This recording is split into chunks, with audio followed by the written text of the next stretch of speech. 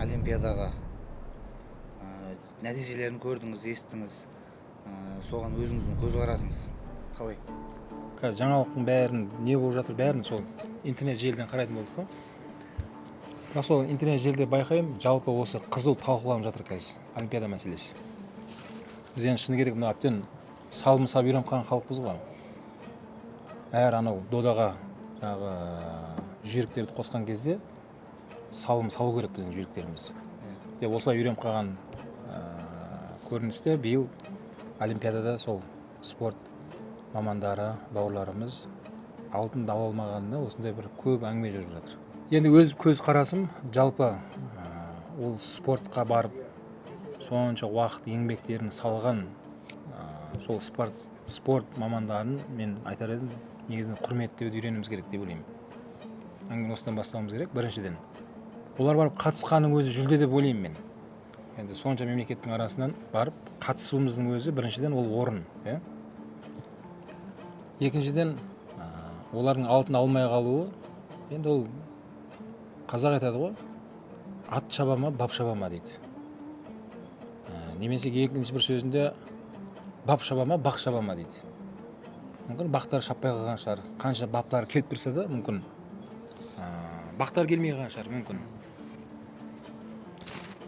Бірақ енді сол алтын алмадым деп оны мен ойлаймын, қаралаудың қажеті жоқ.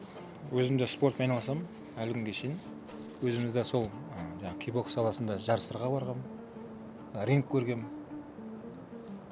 Рингтің сыртында айта беру оңай. Бірақ ринг ішінен кірген кезде ол жердегі атмосфера мүлдем басқа нәрсе. Бұл жердегі әлем, бұл жердегі жаңағыдай мәселе, ол мүлдем басқа. Оны сол жердегі адам ғана сезінеді. Оның қаншалықты жоғары екен.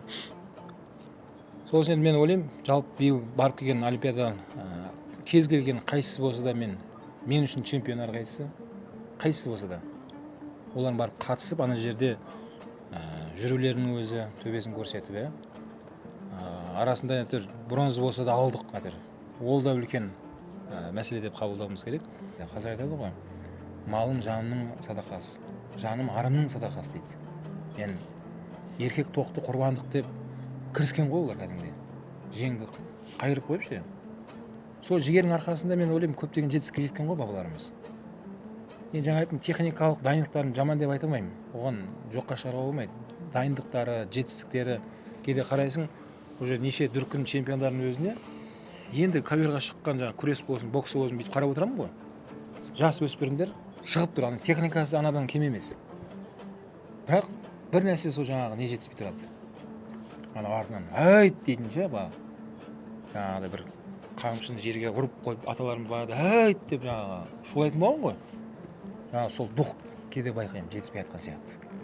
Бірақ ол дух қайдан келеді ол? Ол дух жаңағы сол залда жүргеннен бастап берілсе де оның санасына.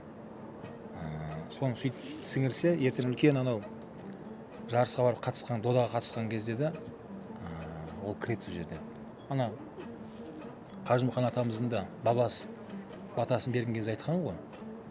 Балам есінде болсын, күш білекте ғана болмайды, күш жүректе болады деген. Ол кісі сол сөзі мотивация болған ғой ана кісіге. Көріңізші, әлемде Парижге шейін барып күресті ғой кісі, Қажымұқан атамыз да. Сол кезде өте үлкен атағы жер жарып тұрған ана японецпен шыққан кезде де сол атасының сөзі не болды дейді ғой мен. Ана кісі кәдімгідей күш алған ғой. Өйткені ана японецтің атағы несі бәрі жер атағы шығып кеткен кісі ғой енді. Спорт шебері. Басқан кезде дух сынып қалады да ана кісінің атын айтқан кезде. Бірақ сол кезде ана атасының өзінің жаңағы Қажымұқанның сол сөзінен дух алғанын айтады. Yani қорықпау керек, күш білекте ғана емес. Сен ана көріп тұрған білегін ғана қарап тұрсың ғой. Күш негізінде жүректе болады. Жүрегіңнен шығар дейді ғой ана кісіге. Сол духпен ананы былайша айтқан кезде орнына қояды да ол кісі. Японецтің атақты жаңағы күрескерін. Мынау Қарағанды облысында Жаңарқа деген аудан бар. Жаңарқа ауданы. Сол жерде Жарқын деген бауырымыз бар. Араласамыз, өткен бауырымыз. Сол кісінің үйінде отырған кезде сол анасының айтқан сөзі. Анау шетелде жүрген Геннадий Головкин бар ғой дейді, апа айтып жатыр. Апа айта беріңіз десем, сол дейді қымыз, мынау қазы қартаның бәрі мен жіберіп тұрған дейді ана кісі дейді, апа айтады. Біз мына жақтан салып жібереміз дейді. Сол біздің қазы қартаны жеп алып дейді, ана Гена ұрып жатыр ғой бәрін дейді, апа айтады. анан көрүп риза болдум да. Көрдүңбү, ол башкан кезде азык түлүктүн канчалықты екенин ол түсініп тұр да, жаңағы Гена бауырымыз, иә, жерлесіміз. Сол жақты мен ойлаймын, жаңағы қазақтың спорт мамандары да осы қазақи өнімдерді көбірек қолдану керек деп ойлаймын. Бұны күш береді. Одан кейінгі мәселе, мен ойлаймын, қазір қалалық жерлерде жақсы болды. Қазір әр ғимараттардың ауласында балдар ойнайтын, оның жанында спортпен турнир, брюса сияқты нәрсені қойып тастаған да, жасап тастаған. Оның жанында анау кішігірім футбол тебетін корттары бар. Мен ойлаймын, соны ауылда да қазір кішкене қолға алу керек сияқты. Ауылда да әлі көшенің басы деп айтпай қояйын енді.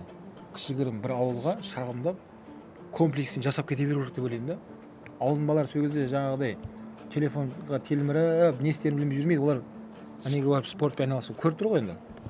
Кәдімгі заманауи да енді ол. Заманауи, оның телефонда көріп тұрған заманауи ана шұғылданатын, жаттығу жасайтын заттар анерде болса ауылында.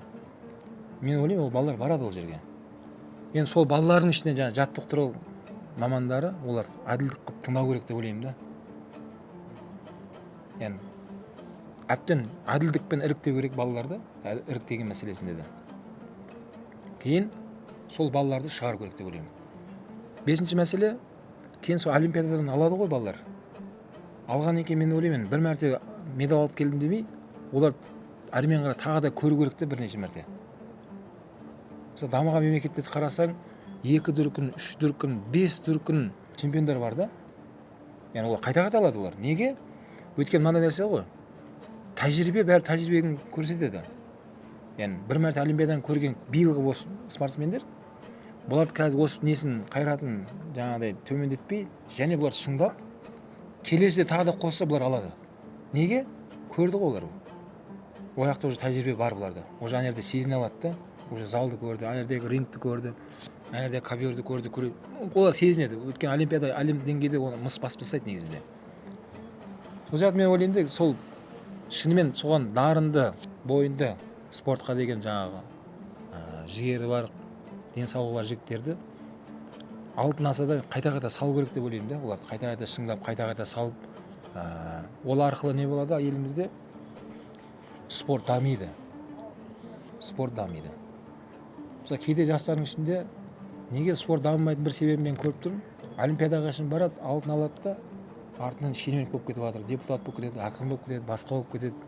Білмеймін енді, оның уже карьерасы сонымен тоқтайды да ана жерде.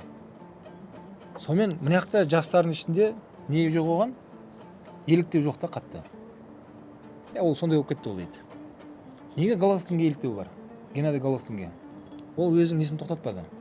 Яғни өзінің бойындағы сол балалық шағынан бастап спорт саласындағы дамытып, сол әлемдік деңгейге кетті, ол нәтиже көрсетіп жатыр. Неге? Неге көрсетіп жатыр? Өткен оның әлемдік тәжірибесі бар ол жігіттің. Сонша жылдан бері жинаған тәжірибесі міндетті түрде оған жеңіс алып келеді, міндетті түрде. Ол тәжірибе деген сондай нәрсе да. Оны көрмейінше ол былай беріле салатын нәрсе емес ол. Бірақ адамгершілік, адамның ұстанымы одан да жоғары екендігін көбірек айтылса, сонымен де адамның бойына жаңа жігерлік келеді спорт саласында. Оған мысал, мысырлық Мұхаммад деген бір палуан, күрестен. Сол бір жылдар сол олимпиада несінде финалға шыққан японспен. Бірақ ана японец соның алдындағы күресте аяғын жарақаттап алғанда, ода травма бар. Кәдімгі коверға шығып келе жатқан кезде аяғын сілтеп басып, көрініп тұр аяғы ауырып тұрған. Бірақ финалға шығып тұр екеуі. Жеңген алтын алады, жеңілген күміс алады. Анау мысырлық араб, анан көрді, бәрі көріп тұр енді, анан аяғымен кәдімгідей травма алған.